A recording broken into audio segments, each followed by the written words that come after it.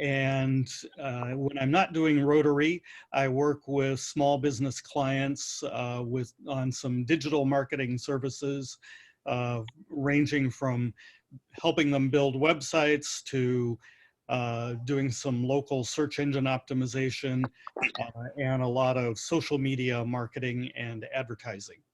So for the coming year, Naomi asked me if I would help lead our efforts around social media for the district, and for this morning to share some practical advice and tips on social media for our individual Rotary clubs, as well as a little tutorial on how to create those people of action photos that Janet showed you a little bit ago and talked about.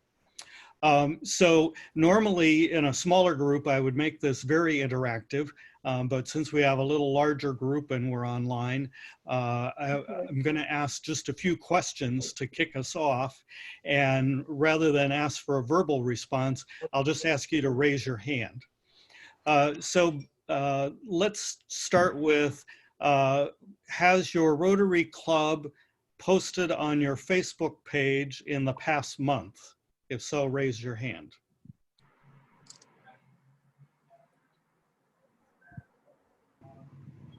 So we got quite a few hands. Leave your hand up if your club posted to your Facebook page in the past week. Ted, do you see the reaction section that you can push on and it has a raised hand clapping? Yeah, you can do that too if you prefer. At the bottom, you can also click on the reaction button and raise your hand that way if you prefer. So we had a pretty good raising of hands for the past month, not so many in the past week. How about Instagram accounts? How many of you posted to a club or your club posted to an Instagram account in the past month?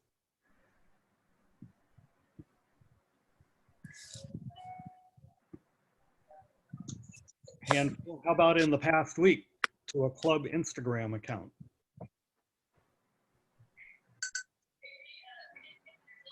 About the same, actually, month and week on the Instagram. Great. How about a club YouTube channel? Does any club have a YouTube channel that you post to? I see one. Okay. How about the time that people are spending on social media on a regular basis? If you, let's talk about people spending time on Facebook. How many of you think that the average Facebook user spends a half hour a day on Facebook? Raise a hand or click the hand pointer in reactions. I should say, at least, yeah, half hour. How many of you think 1 hour? Raise a hand. Getting some more. How about, how many think 2 hours per day?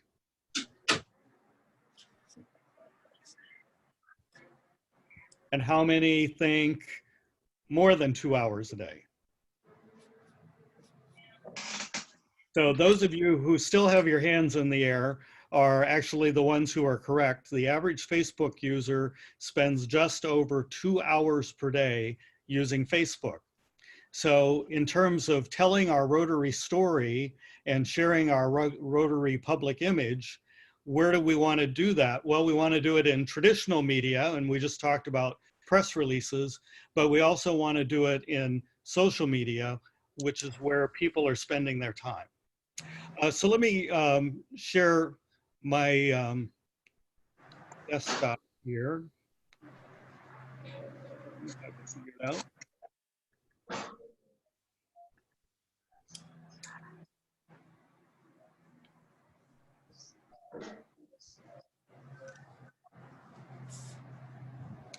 So the question that I like to ask people in my club and other clubs is, how do people know that they're interested to join Rotary if they don't know what we do? When we survey people, many people have heard the name Rotary. They may have seen a Rotary sign on the highway coming into the town. But when you ask people the follow-up question of what does Rotary do, probably fewer than 10% of people can actually answer that question. So it's up to us to tell them the stories of what it is, who we are, what it is we do in all the forms of media possible. And just as we market our businesses and social media marketing is important to us in business, it's also important to us as Rotary. And if we look at the data of where people are spending their time and what proportion of people are actually using social media, the percentage of us is very high.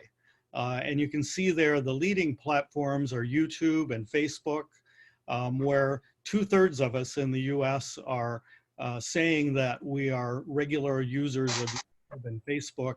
And that's followed by Instagram.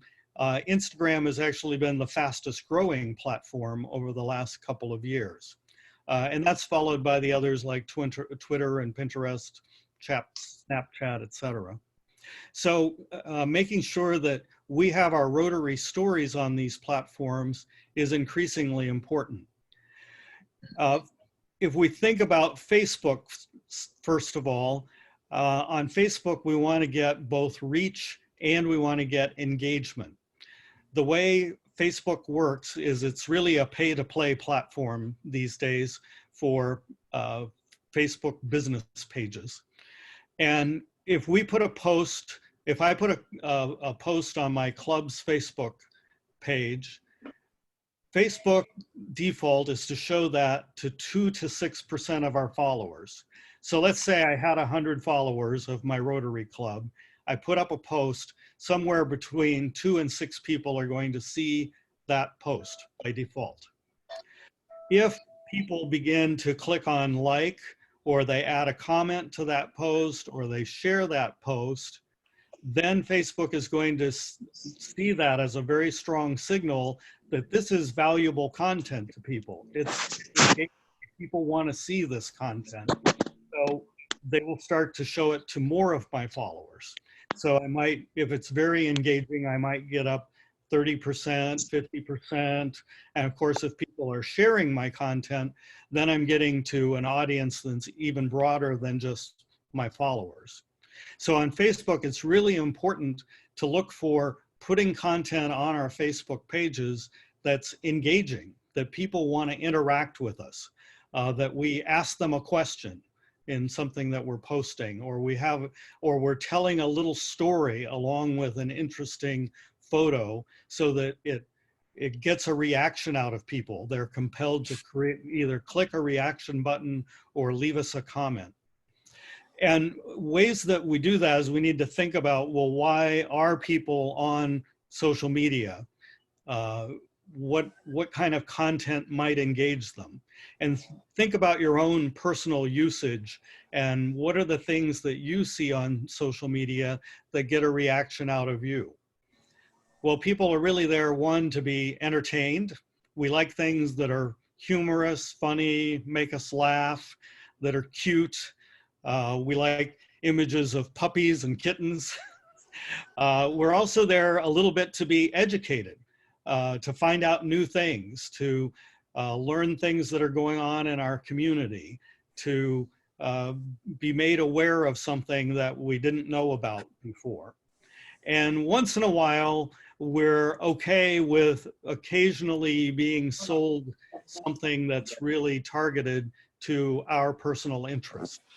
So when I'm scrolling through my news feed, Facebook may know that, oh, I just went to a website that sells shoes, and so they're inserting an ad for me about a shoe company because they know that I have shown an interest in potential shoe purchase.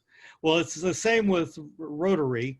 Occasionally, 20% of the time in our posting, we may want to be actually selling Rotary.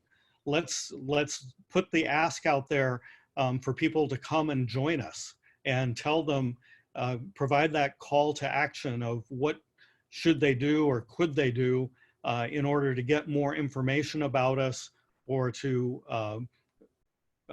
share with us that they're interested in potentially becoming a member. On Facebook, there are two ways to reach our target audiences.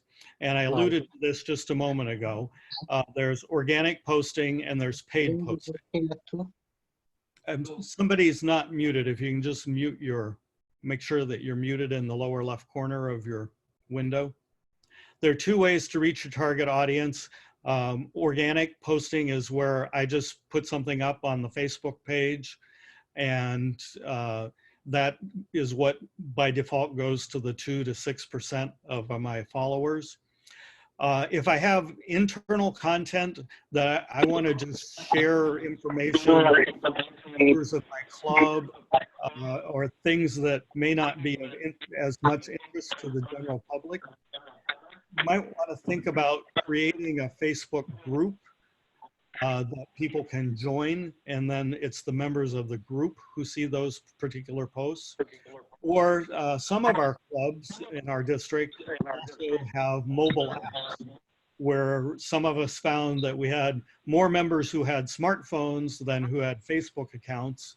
And so we actually went to a company and got a mobile app that sits on the phone, that we can just communicate internal information back and forth between our club members.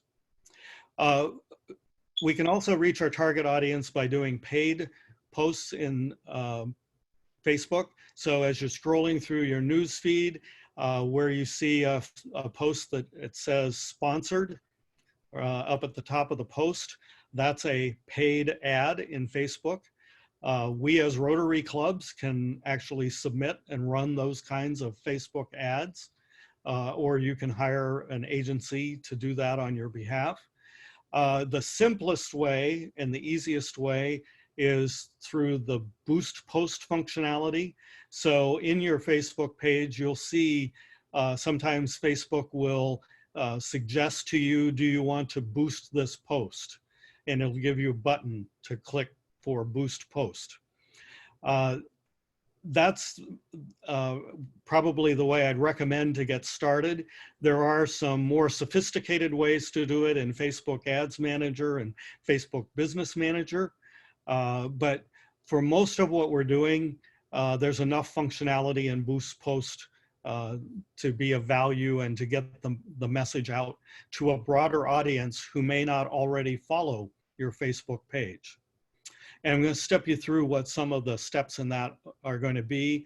But to do that, you're going to set a marketing objective in Facebook. You're going to select your target audience.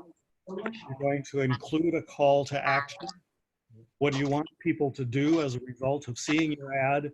And then you're also in Facebook going to have to set up a payment card for billing your club for that ad run. And then you're going to want to track and monitor your results and make adjustments as you need to. So if you're thinking about doing some paid engagement in Facebook, you want to first think about a couple things. One, maybe you already have a post that had really good engagement and you'd like to get that out to a broader audience. So maybe I want to not just show that to my current page followers, but I want to show that more broadly in the community. So I might select that post and go to that boost post button in the lower right corner there under that image and say, okay, this is a post that has gotten good reaction. People really like this. They're engaging with it. I want to show a bigger audience than just my page followers. So I would go and find this post and that blue button that says boost post. I might have an upcoming fundraiser or other event coming up that I'm creating a new post for, and I want to share or boost that event.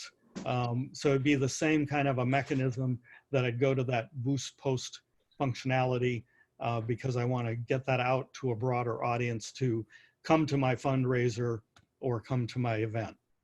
When I go to that boost post button, I'm going to get some pop-up windows from Facebook, and I'm going to scroll through that pop-up window and fill out all the different sections of information that it's asking me for. if I don't fill that out, it's going to tell me that I haven't filled something out. So first I've got to choose who do I want Facebook to show this ad to? Who is my target audience? And this is where most people fail the most in their Facebook advertising, is by not really thinking through who's my target audience and being very specific about my target audience. Because we want to spend our money and show our ads to people who we think really would have an interest in what it is that we're trying to show them. If we're just picking, if I went through here and said, show it to everybody in the United States, I'd be wasting all kinds of money, because Facebook would start showing my ad to people in Virginia and Georgia and California who probably have no interest in what I'm posting about my local Rotary Club. So I want to be very careful and thoughtful about who is it that I want to show this content to. So I would pick the gender, the age of people that I want to target, and then I can pick locations of people that I want to target as a first step. So most of the Rotary Club things that I'm doing, I'm targeting people on my particular island. You may have things that you'd want to target more broadly to the state, or to Rotarians on the mainland, or Rotarians worldwide, for example. But as a first step, I'm going to do some age and location demographics. Then I can also keep scrolling down, and I have the ability to target people based on their interests. As through all the data that Facebook collects about us, they actually know a lot about what our personal interests are. So I might want to show this to people that are interested in the Chamber of Commerce, that are interested in community development, community service, philanthropy, people who are interested in community issues or volunteering, because I think those are people who might be also interested in what my Rotary Club is working on and doing in this particular project that I'm trying to boost out. I also might want to show it to people who have an interest in already in Rotary International or small business, or who are entrepreneurs. There are lots of selections there that I can pick and choose from. And as I begin to pick and choose some of those, then Facebook will suggest others to me that says, oh, well, if you're trying to target people with this interest, you might also want to target people with this interest.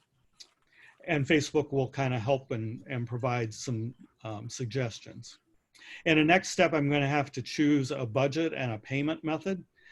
So a reasonable budget in Facebook is anywhere from $10 to $20 over the course of a month. You don't have to spend huge amount of money on Facebook in order to reach your well-targeted audience. You're going to be paying based on impressions and click-through rates. And in Facebook, it's very cost-effective, as opposed to traditional media advertising, where you're paying based on the circulation of a newspaper. In Facebook, you're paying specifically for the people who are looking at and interacting with your particular ad, or taking an action based on your ad. You can choose the duration, how long you want this ad to run for, 1 day, 7 days, 14 days, a month. You can customize that however you want.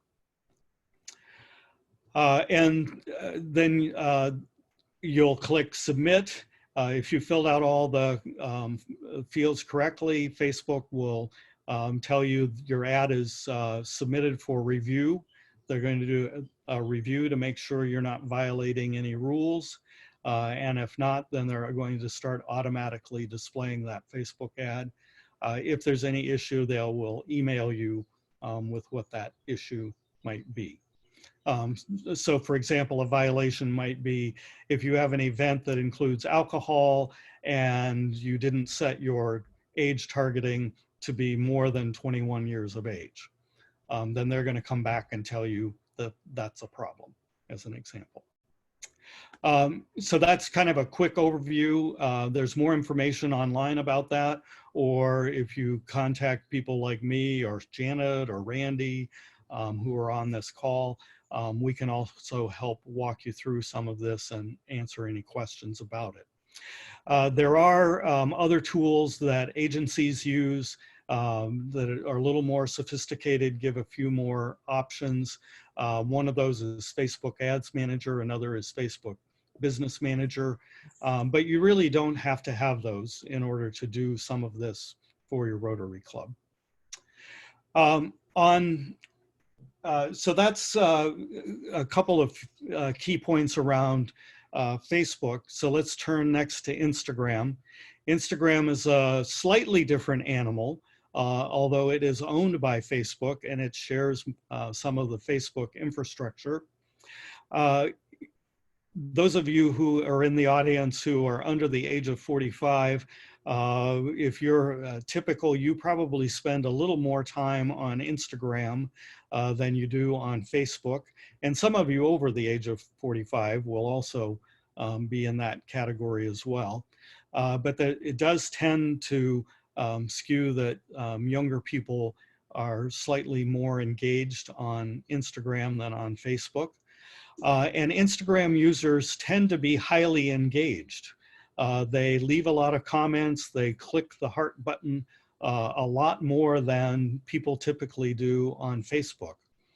There are not yet any limits on organic reach. So when I told you in Facebook, if I put up a post, it's only going to be shown to 2 to 6% of my followers. That's not true on Instagram.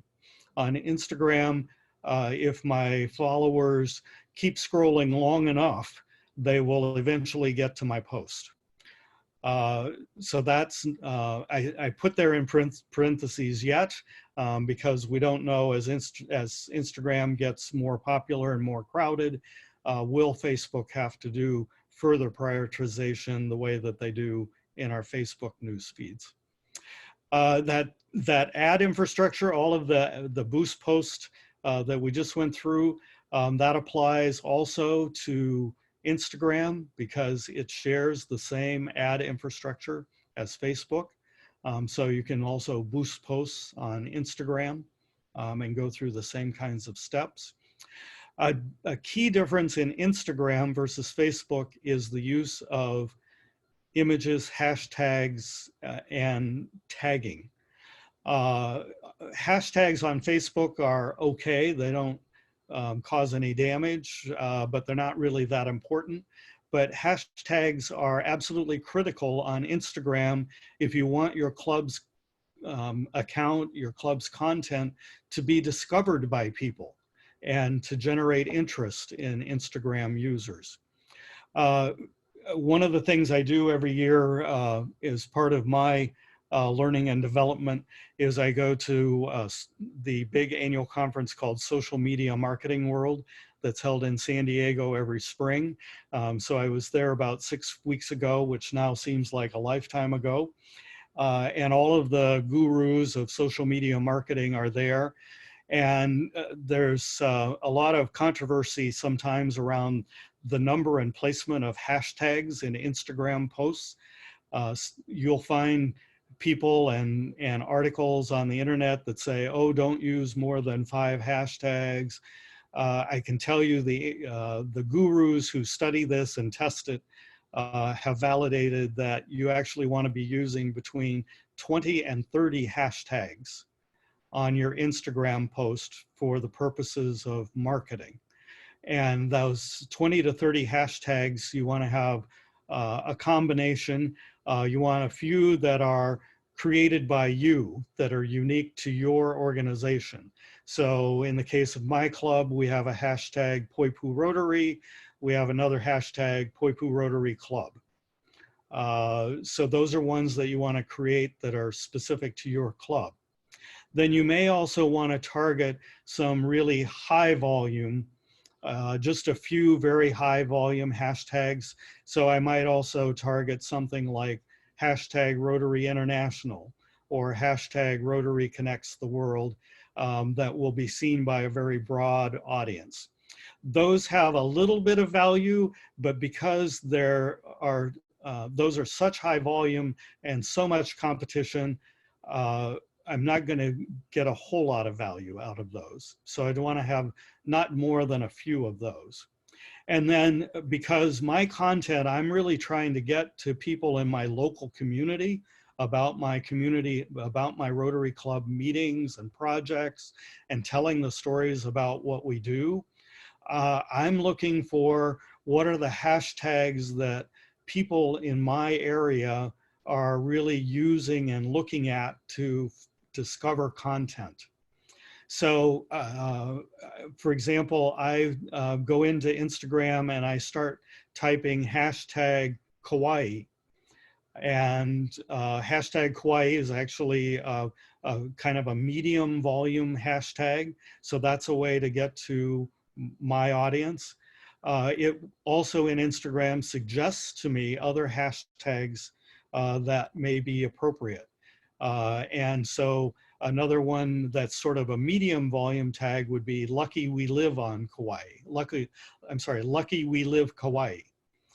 So I'm going through and I'm looking for those kinds of hashtags to build out my set of 20, 25 hashtags to put on my Rotary Club Instagram posts. Those hashtags are going to be used as people really use those hashtags on Instagram to find new content and new accounts that they want to follow on a regular basis. Similarly, tagging people in my posts. So I'm trying to think about people on Instagram that I can tag who may have an interest in this content. And some of them may already follow my Instagram account, some of them may not, and I'm trying to prompt them into seeing my content and hopefully getting engaged enough that they'll click the follow button for my account. On YouTube, you want to keep those videos fairly short unless it's really an in-depth topic that you're going into. This is a great opportunity to showcase a project. Take a video at a project that you're working on and create a YouTube channel and upload it.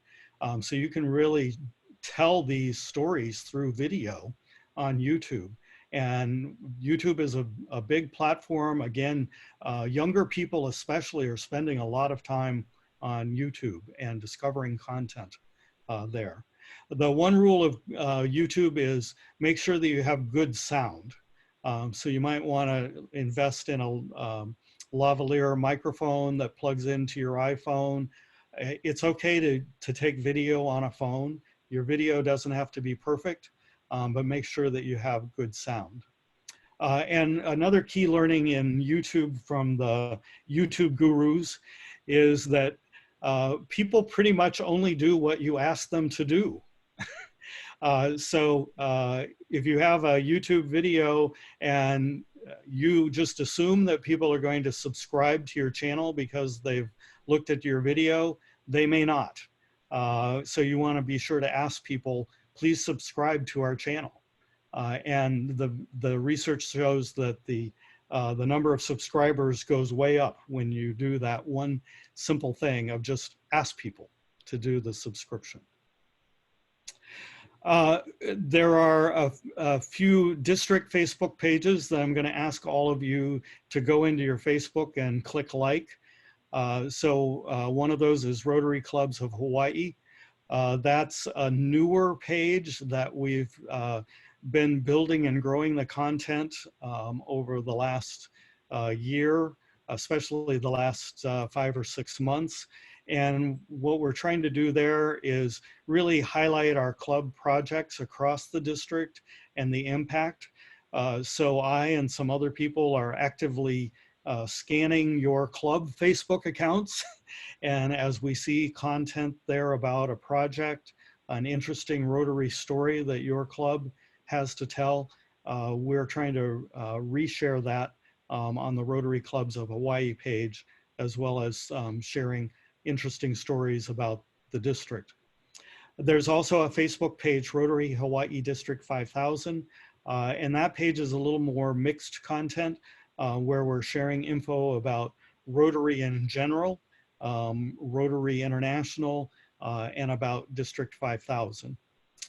In the last month, actually, we've created 3 different Facebook groups, and those are targeted to the islands of Oahu, Kauai, and Maui.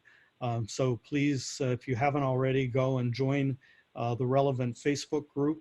And you see the names there of those groups. And there we're trying to share information with each other and with the public about needs in our community related to COVID-19, and then connecting people and resources together to be of assistance as Rotarians in the face of COVID-19. And there are a couple of district Instagram accounts that have been dormant for a year or two now. There's at Hawaii Rotary and at Rotary in Hawaii. And we're working on getting the login credentials and getting those reactivated so that we can also be visible and working on those as well.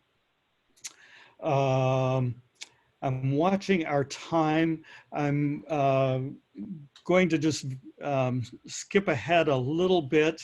I was hoping to do a bit of a demo on our POA photos tool, but I think I'm going to skip that so we have plenty of time for questions. But let me just share with you the tools that are available. In Janet's earlier session, she talked about the branded image, and you see in my background image I've created here in my Zoom account, Together We Learn, Rotary People of Action.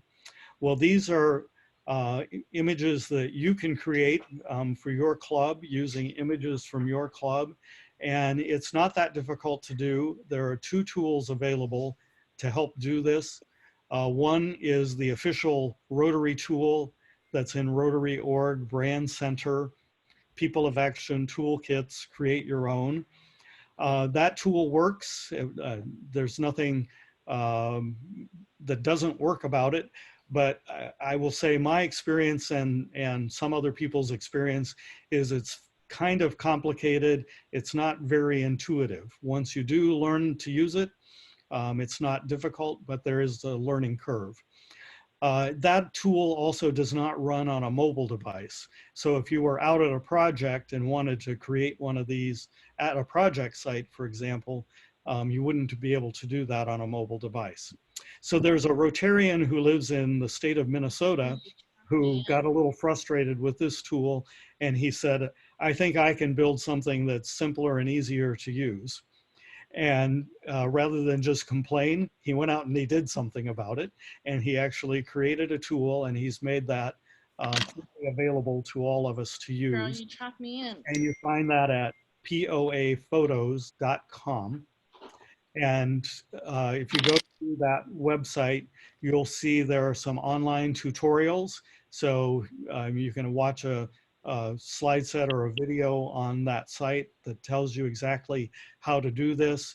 You can even do some editing of your photo on that site.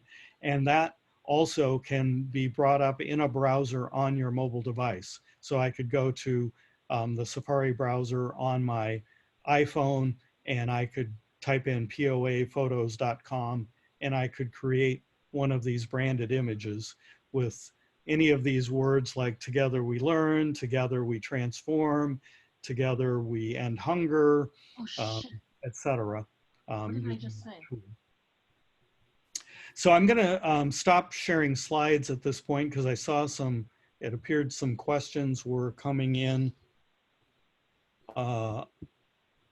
the chat window, and I want to come back and make sure we have some time for that.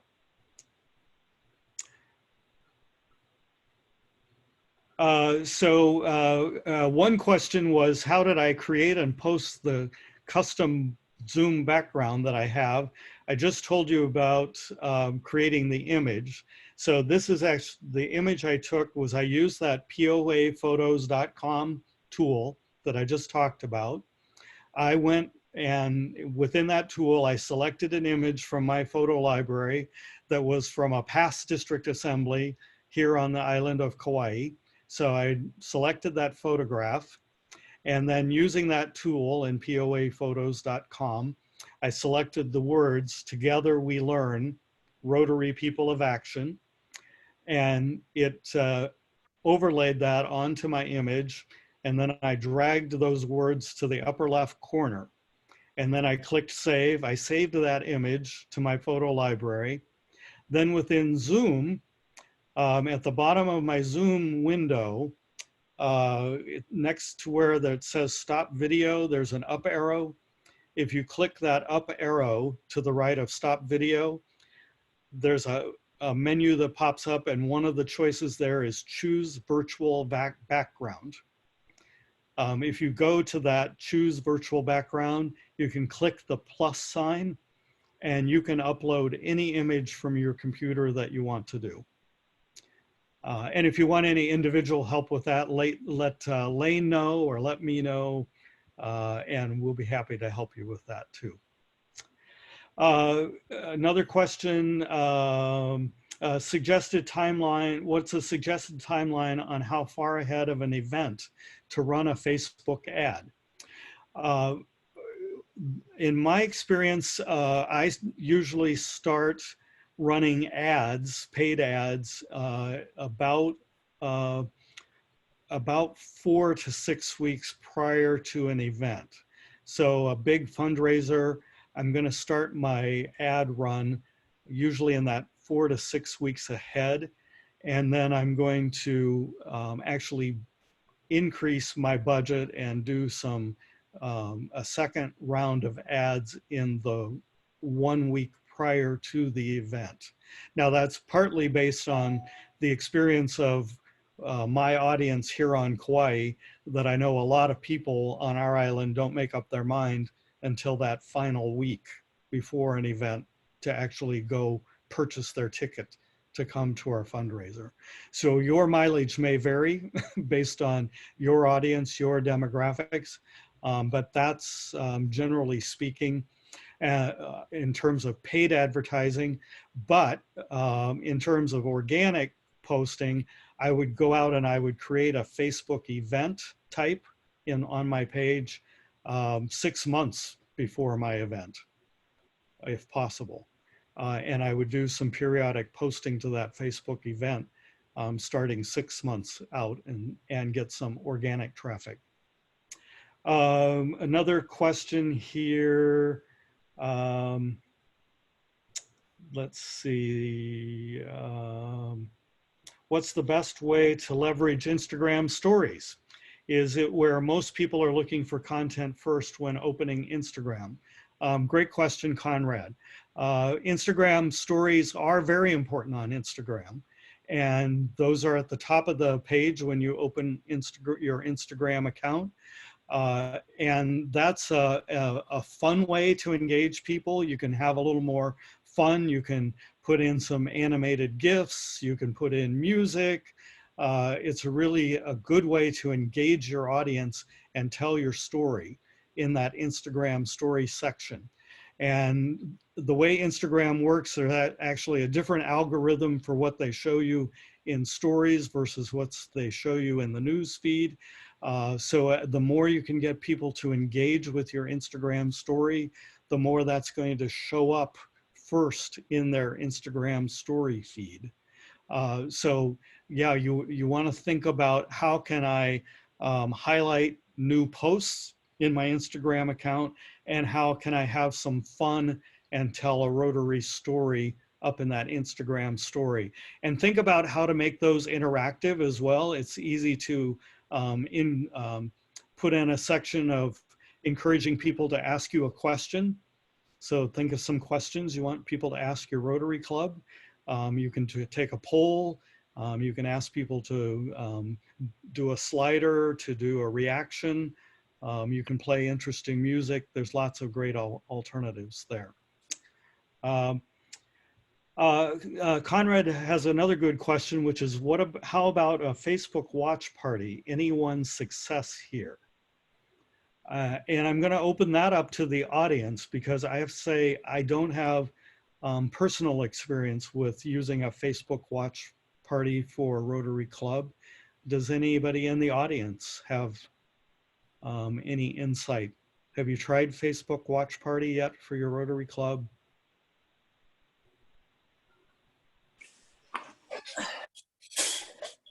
Ted, not specifically. It's Randy, sorry. Hey, Yeah. guys. Not specifically for Rotary, but I have done a watch party for like the news and like with some friends. So it is an effective way to just get everyone on the same page if you're looking to do something together. It's something that I think all clubs should explore as we're trying to do more things more digitally. But I can, if you guys are interested, maybe Ted or I can post some information and do a little like quick snippet and we'll send it to you guys. I'll send that to Ted maybe. Yeah? Yeah, we'll distribute that. That'd be great. Yeah, cool. And Conrad has another good question following that up, which is, what's the best way to use TikTok to attract a younger audience? Certainly for the Rotaract audience, we might want to be looking about and thinking about TikTok. And TikTok is also a rapidly growing platform across all age groups. Anybody using TikTok yet for your Rotary Club, or you have ideas about how you want to use TikTok for your Rotary Club?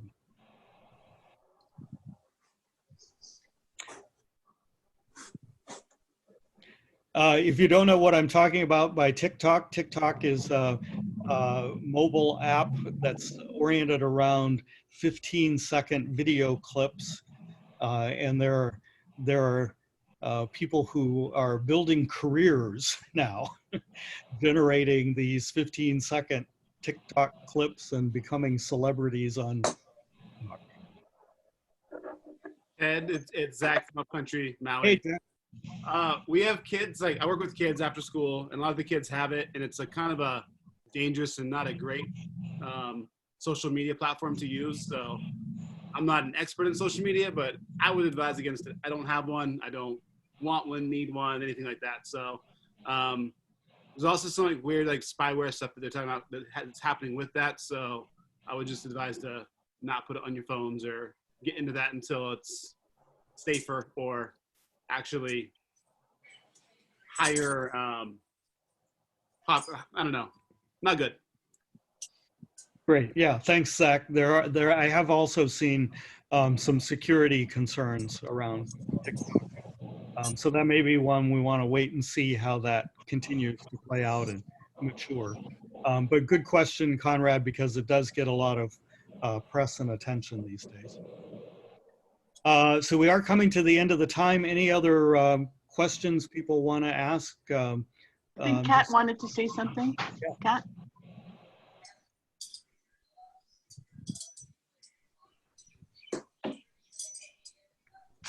Just unmute and raise your, and let us know if there's anything else.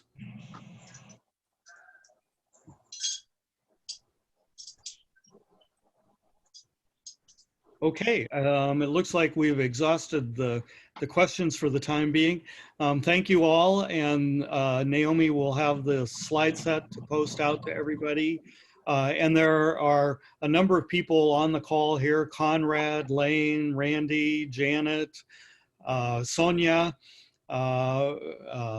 Carly, who are all people resources that if you have other questions or want some hand-holding on any of these things, feel free to reach out to any of us, and I'm sure we'll be glad to give you a hand. Thank you all. Good presentation. Thank you, Ted.